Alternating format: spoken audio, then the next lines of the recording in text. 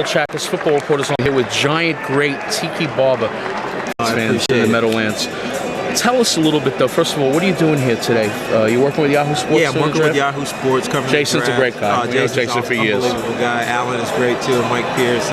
Just covering what's going on here, feeling the vibe of some of the teams and the decisions that they've made and putting them up on the site. This is always an interesting, hype-filled exercise with the draft. We don't really know what's going to happen with these kids, but the NFL is a machine, and they do an unbelievable job of building these kids up and building the expectations up, which drives fans and everybody else to want to pay attention. Now, you knew Mr. Reese when he was a personnel director before he became general manager, and you were a second-round draft pick back in your day, which is still a very highly touted player. And you almost first. Coach Fossil told me that they took a chance. They took a risk. No, they took the chance that I would still be there. They wanted to take me in the first. They thought I'd still be there, so they took Ike in the first and got me in the second. So it worked out well. And you lasted a little longer, obviously a little longer with the Giants than Ike did, but although Ike had a great career as well.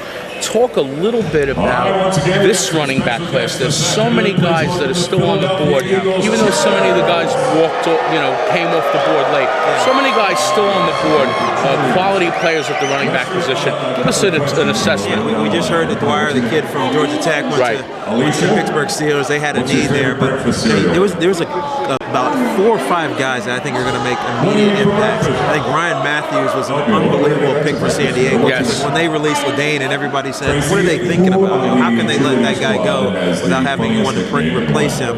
They get Ryan Matthews by trading up, and I think he was the best NFL-ready guy that was in the draft. And then you get C.J. Spiller going to the Bills. He's not going to be an every down back, but early on he's going to contribute in a ton of different ways. He's going to actually kind of be like I was when I was a rookie. Well, we had said that he was going to be in red, white, and blue. We just told him, and I told him the other day. I said, "See, you're in red, white, and blue. It's just not New York. It's in Buffalo." It's a different New York team. I think there was a lot of talk about him coming to the Giants because of some of the health issues with Brandon and Ahmad Bradshaw.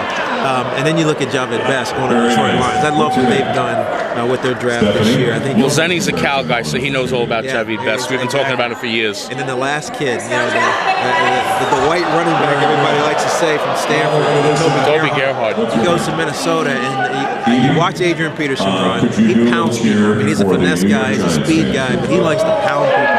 And now with Toby Gerhardt, they're going to have a formidable rushing attack. So it's exciting to see what's happening in the running back. Because he'll be more of an inside runner, and AP can start running outside again like he was supposed to. And defenses are never going to get a break. When Adrian used to come out of the game, you're getting Chester Taylor. He's more of a slasher and a change of pace type guy. Toby he wants to be bloody after every game. So it's going to be interesting. So CJ Spiller is a little bit like you. Yeah, he is. I think he's going to return kicks.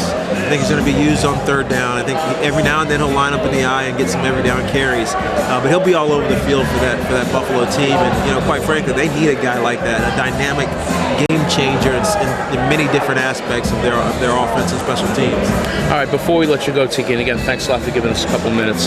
Just give us your assessment of what's going on with the labor situation and what's going to happen between now and March 5th. Well, I'll tell you, I think it's a lot more dire than people want to pay attention to. The league and the players' unions are very much very far apart in their demands, and I think it's just their comprehension of the issues are completely different. And until something can start bringing them closer together, we're in significant danger of having a lockout. And what would you tell your brother and other players right now about that?